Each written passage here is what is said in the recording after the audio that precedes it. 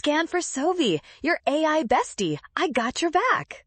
Finding the opportunity cost on a production possibilities curve is easy if you follow these single steps. Let's solve this economics problem together right now. First, remember that opportunity cost is what you give up to get more of something else. We are looking at the trade-off between producing shirts and producing pairs of pants.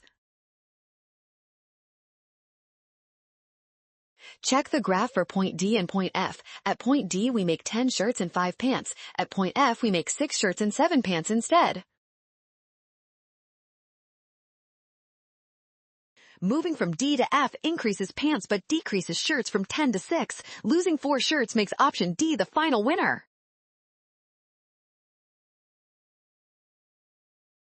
Well done! Scan the code to learn with Sovi. Avoid rushing when reading graphs. Trust given data to find the correct trade-off.